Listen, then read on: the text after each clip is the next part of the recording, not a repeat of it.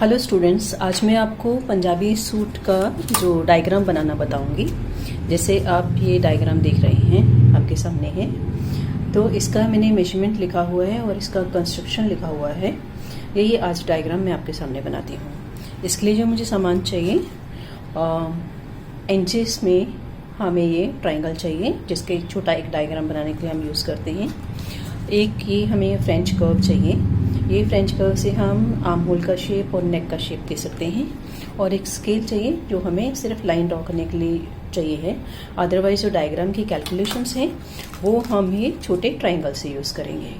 Okay, पहले मैं आपको एक्सप्लेन कर देती हूँ कि इसके जो मेजरमेंट्स हैं वो हमें क्या क्या मेजरमेंट चाहिए होंगे कमीज़ के लिए। तो कमीज़ के लिए हमें चाहिए पहले एक लंबाई का मेजरमेंट। लंबाई हमने एक एवरेज लंबाई ली है 40 इंच। शोल्डर की विड्थ हमें चाहिए 14 इंच।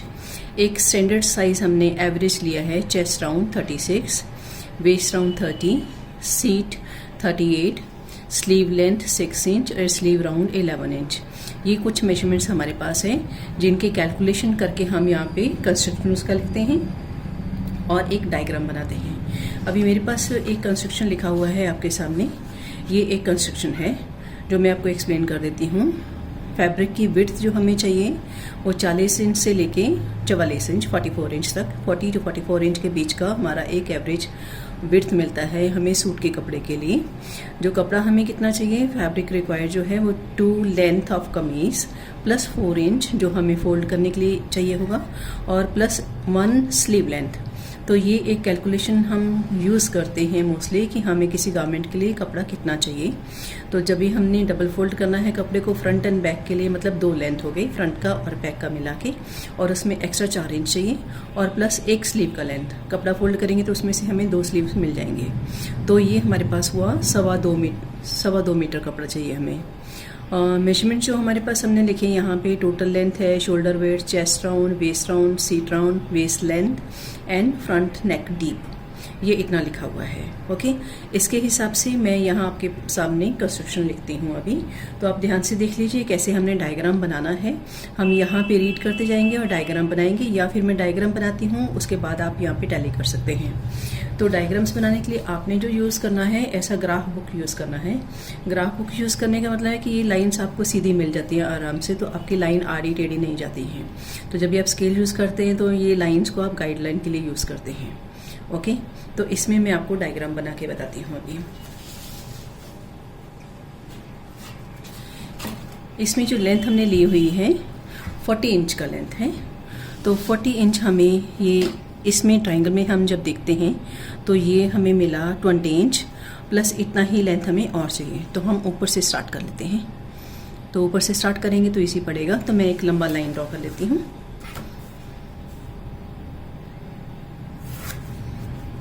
ओके, स्टार्टिंग पॉइंट जो है मैं इसको मान लेती हूँ और यहाँ से पहले मैं 20 मार्क कर लेती हूँ। 20 से आगे फिर और 20 ले लेती हूँ, तो ये मुझे 40 मिल जाता है।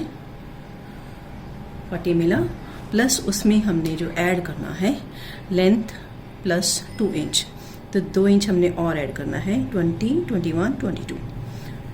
तो ये हमारे पास कितना हुआ, 40 इंच प्लस 2 इंच, तो 42 इंच हमने लेंथ लिया इसका।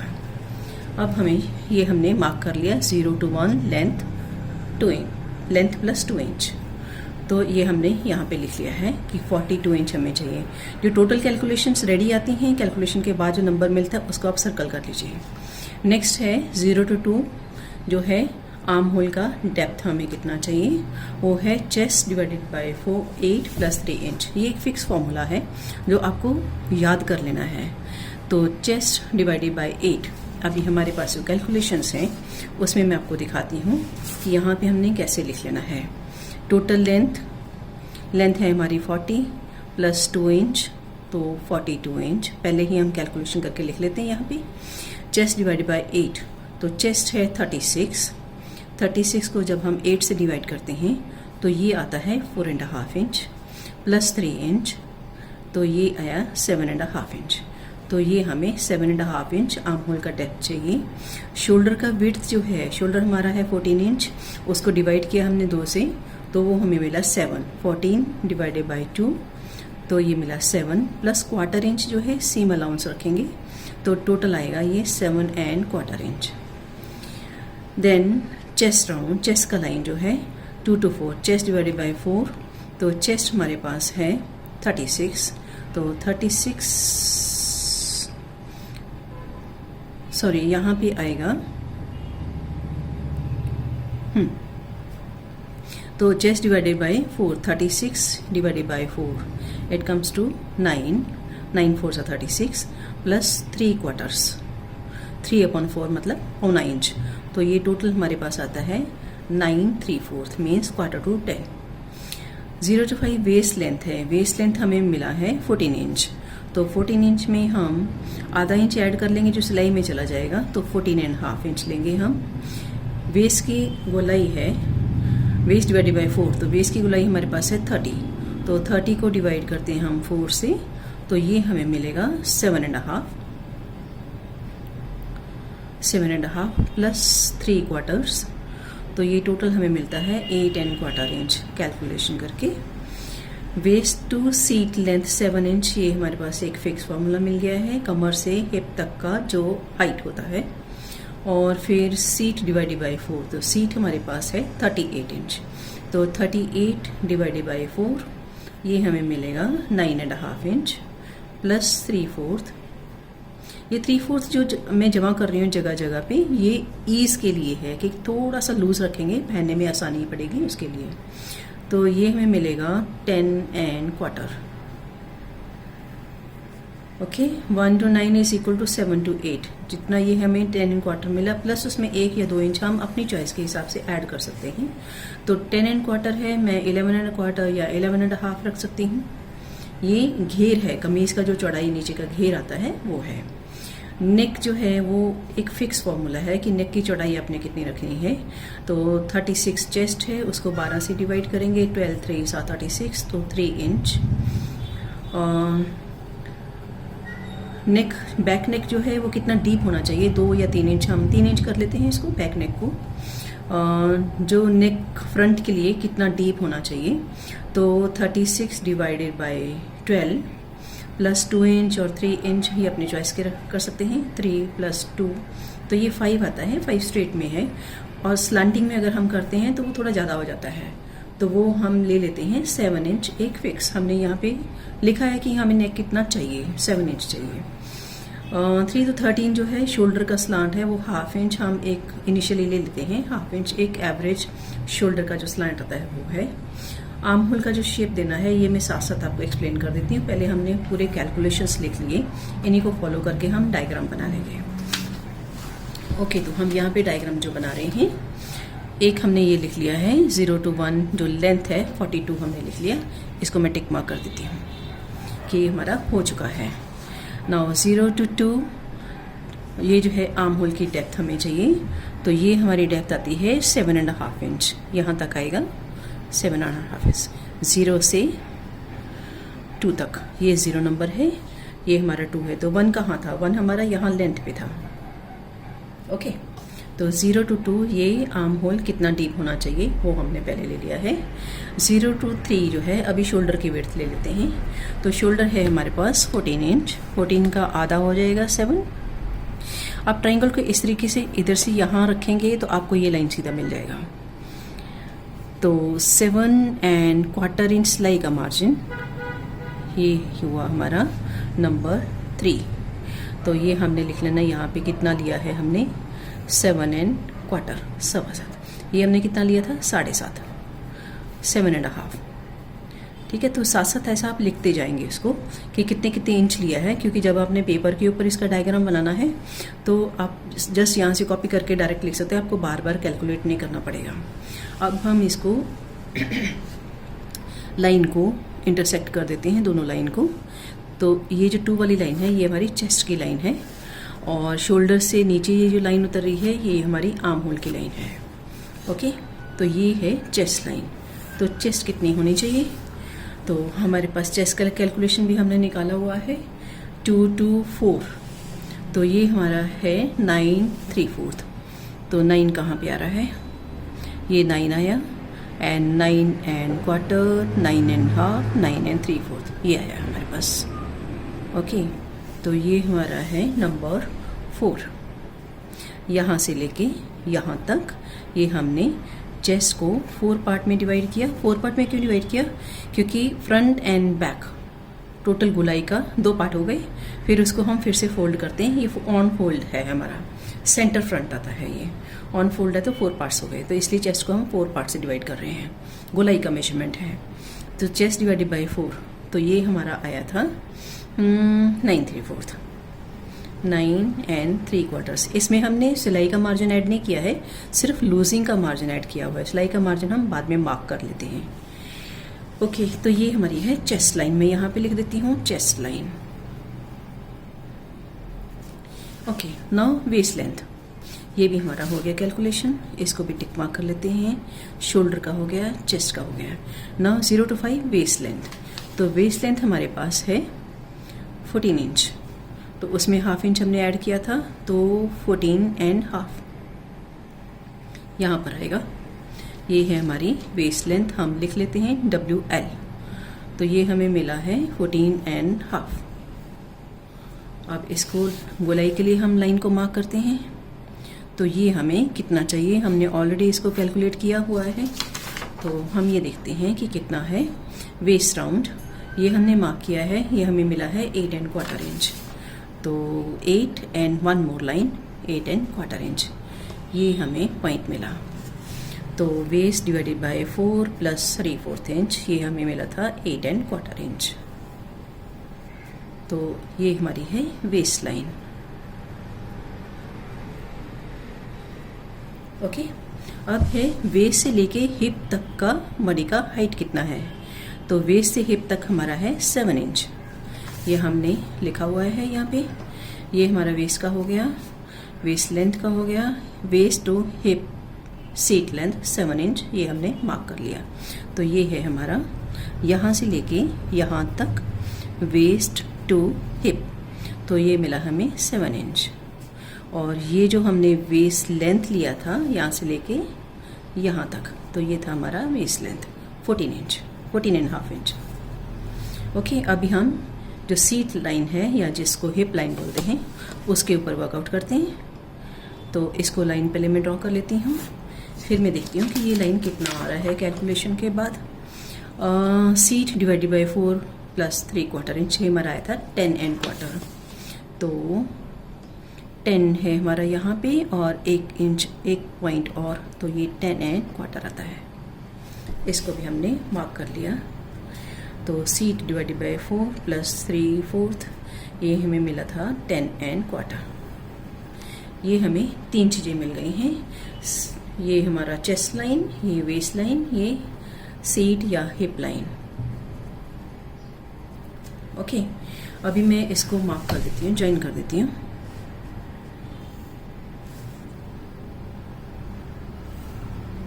ओके, तो ये भी हमारा हो गया सीट का। 1 to 9, 1 हमारे पास ये है हमारा टोटल लेंथ का। 1 to 9 = 7 to 8 + 1 और 2 इंच।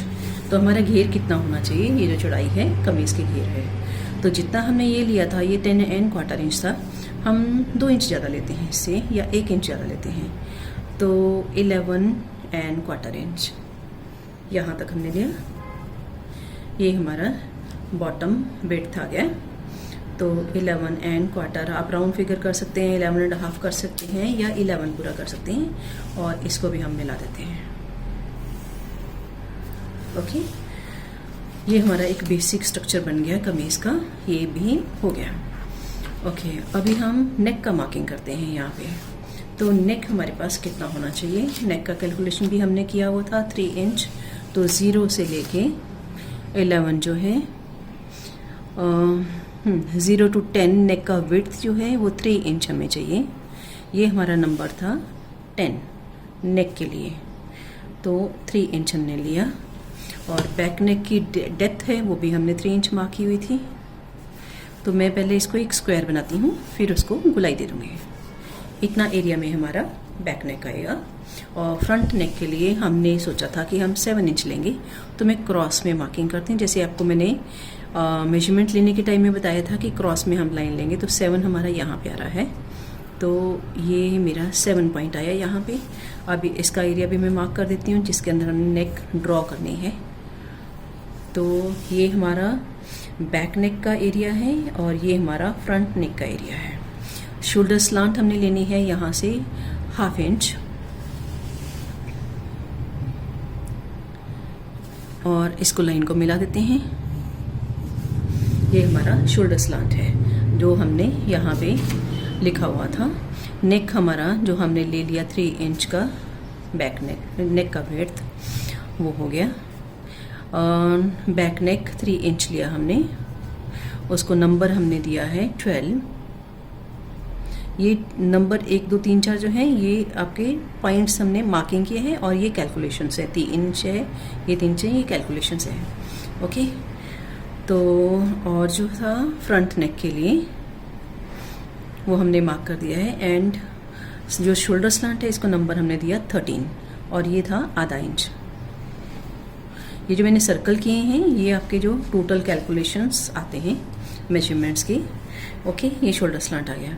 अभी ये गुलाई हमने देनी है और नेक की गुलाई देनी है और फ्रंट नेक की गुलाई देनी है। तो उसके लिए हम ये फ्रेंच कर्व यूज़ करेंगे। फ्रेंच कर्व है ये छोटे डायग्राम के लिए आप यूज़ कर रहे हैं, और जब ये अपने एक्चुअल कमीज़ के लिए बनना है या ब्राउन पेपर के ऊपर आपने ड्रॉ करना है तो बड़ा वाला फ्रेंच कर्व है वो हम यूज़ करेंगे। वो ये है आर्म होल के लिए।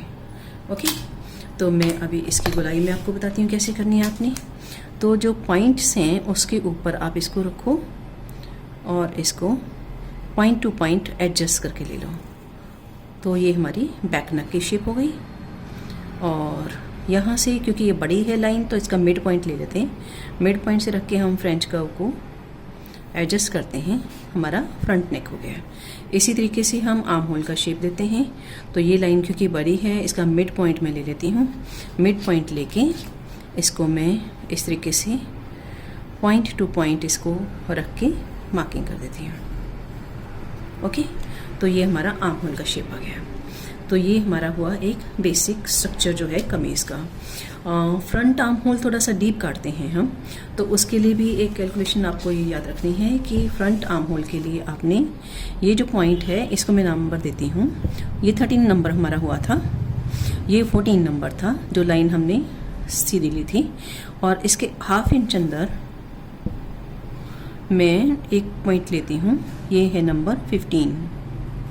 तो ये 1/2 इंच अंदर लेके एक लाइन ड्रॉ करती हूँ। ये लाइन की सिग्निफिकेंस है सिर्फ शेप के लिए है कि फ्रंट आर्म होल थोड़ा सा हमने डीप काटना है। तो ये लाइन के ऊपर एडजस्ट करके हम ट्रायंगल को लाइन ड्रॉ करते हैं। ये जो है ये फ्रंट आर्म होल जो है फ्रेंच कर्व, तो ये फ्रंट आर्म होल थोड़ा सा डीप आ गया। ये बैक आर्म होल है, ये बैक नेक है, ये फ्रंट नेक है। ओके, तो ये हमारा हुआ है एक बेसिक डायग्राम। अब इसमें हमने सिलाई का जो मार्जिन रखा है, ये सिलाई का लाइन आ जाता है। कटिंग हमने कितना दूर रखनी है, तो एक मार्जिन हम रखते हैं कि कितना हम मार्जिन रखेंगे, कपड़ा छोड़ेंगे। ऑल्टर करने के लिए भी हो सकता है और थोड़ा सा हमें एक्स्ट्रा कपड़ा लेना है। जनरली 1 इंच लेते हैं, लेकिन हम यहाँ पे 1.5 इंच ले रहे हैं कि आपको अगर ऑल्टर करने की जरूरत पड़ती है, लूज करना है, तो आपके पास कपड़ा होता है 1 इंच एंड 1.5 इंच। तो टोटल में 1.5 इंच यहाँ पे ऐड करती हूँ, 1.5 इंच यहाँ पे ऐड करती हूँ, और यहाँ पे 1.5 नहीं करूँगी, मैं 1 इंच करती हूँ, क्योंकि फोल्ड करने के टाइम में नहीं तो साइड का जो स्लिट जब भी आप सिलते हैं तो बहुत ज़्यादा मोटा हो जाता है। तो 1 इंच यहाँ पे सफिशेंट है। अब ये जो पॉइंट्स हैं मैं इनको मिलाती हूँ, और नीचे जो है दामन के लिए ये भी मैं 1 इंच ही लेती हूँ एक्स्ट्रा, और इसको भी मिला देती हूँ। ओके, तो ये हमारा जो है सेम अलाउंस है जिसको हम इस तरीके से मार्क कर लेते हैं। 1.5 इंच यहाँ पे हमने लिया चेस्ट लाइन पे, 1.5 इंच हमने वेस्ट लाइन पे लिया, और 1 इंच हमने हिप लाइन पे लिया। तो इस तरीके से हम इसको जो सिलाई में चला जाएगा कपड़ा वो, और ये जो फोल्ड में आता है वो सब भी मार्किंग कर देते हैं। तो इस तरीके से हमारा ये एक डायग्राम रेडी होता है। ये जो है इसको मैं एक डॉटेड लाइन ड्रॉ कर देती हूँ। तो आपको ये याद रहेगा कि ये लाइन के ऊपर ऊपर आपने सिलाई करनी है। ओके, ये आपको एक्सप्लेन करने के लिए है। फाइन। और ये जो है आपकी कटिंग लाइन जो है उसके ऊपर मैं सीजर्स के निशान बनाती हूँ, कटिंग के निशान, ताकि आपको याद रहे कि आपने ये लाइन के ऊपर काटना है। ओके, ये पहले आप जो बैक आर्म होल है उसको कटिंग कर लेते हैं, फिर फ्रंट को सेपरेट करके फिर आप कटिंग करते हैं। ये आपका आर्म होल, शोल्डर का स्लांट, ये बैक नेक। तो जो बड़े वाले जो साइज थे वो हमने पहले काट लिए, क्योंकि ये 2 पीस थे। फिर एक पीस हम सेपरेट कर देंगे फ्रंट के लिए, फिर फ्रंट को काटेंगे हम। तो नेक जो है इसका बात हम बाद में करते हैं, पहले हम इसकी कटिंग का ही बात करते हैं। ये फ्रंट आर्म होल काटेंगे और ये बैक फ्रंट नेक काटेंगे। और तो अभी आपका जो कटिंग लाइन है, तो ये मैं एक्सप्लेन करती हूँ आपको। 0 से 1 तक जो है ये है ऑन फोल्ड, इसको आपने नहीं काटना है। ओके, आप काटेंगे 0, 10, 13 और यहाँ से शेप लेके आते हुए ये जो पॉइंट है आपका 4 है, ये आपका 6 नंबर था, ये 5 था, 6, 7 एंड 8। तो ये बाहर वाला जो लाइन है इसके साथ साथ आप काटेंगे एंड बॉटम। ओके, जब आप इसको ओपन करेंगे तो पूरी विड्थ आपके पास आ जाती है इसके। ओके, और कुछ भी रहेगा तो आप मुझे फ़ोन करके पूछ सकते हैं। मेरा नंबर आपके पास है, यहाँ पे लिखा हुआ भी है नंबर, आप मुझे फ़ोन करके पूछ सकते हैं। इसके बाद ये जब ये आपका हो जाता है डायग्राम, तो आप ये पूरा कंस्ट्रक्शन आप लिख लीजिए यहाँ पे, ताकि आपको ये याद रहे विद कैलकुलेशन। जैसे मैंने यहाँ पे कैलकुलेशंस किए हैं, सबके साथ आप कैलकुलेशन किए हैं। प्लस सबसे ज़रूरी बात है, आप जिसका भी ये गारमेंट बना रहे हैं, पहले तो आपका गारमेंट का नाम होना चाहिए, फिर उसके बाद जो क्लाइंट है आपका उसका होना चाहिए। तो ये हमने एक स्टैंडर्ड साइज़ लिया हुआ है, तो मैं यहाँ पर लिख देती हूँ स्टैंडर्ड साइज़। ठीक है, लेकिन सपोज़ आप हैं, आपका नाम नाजिया है या नाज है, तो आप अपने हिसाब से अगर कर रहे हैं तो आपके कैलकुलेशन यहाँ पे आएंगे और आपका नाम यहाँ पे आएगा। और जो भी आप कमीज़ कर रहे हैं तो आपका कमीज़ का गारमेंट का नाम यहाँ पे आएगा। ये सिंपल कमीज़ है, अगर प्रिंसेस लाइन कमीज़ है या आपका अंग रखा है या अनारकली है, तो आप गारमेंट का नाम यहाँ पे लिखेंगे, जिसका कमीज़ है या जिसका साइज़ है उसका नाम लिखेंगे, और उसके कैलकुलेशन सारे, और उसके कैलकुलेशन सब रेडी कर लेंगे यहाँ पे। फिर उसके बाद आप डायग्राम बनाते हैं, फिर इसमें जो भी करेक्शन करनी है आप चेक करवा के करेक्शन कर सकते हैं। फिर आप ये पेपर पे बनाओ, ब्राउन पेपर पे। ब्राउन पेपर फुल साइज़ का रहेगा, उसमें आप जो मेजरमेंट करेंगे आप फुल स्केल से करेंगे, मेजरिंग टेप लेके करेंगे या बड़े स्केल लेके करेंगे। छोटे जो स्केल हैं वो सिर्फ बुक के लिए हैं। ओके, हेलो स्टूडेंट्स, ये हमारा कांटेक्ट नंबर है। अगर आपको कोई भी डाउट होता है किसी भी डायग्राम के बारे में, स्टिचिंग के बारे में या ड्राफ्टिंग के बारे में, तो आप मुझे ये नंबर पे कांटेक्ट कर सकते हैं।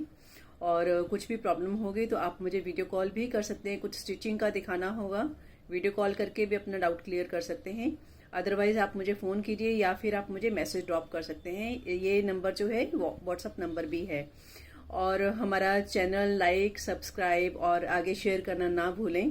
Thank you.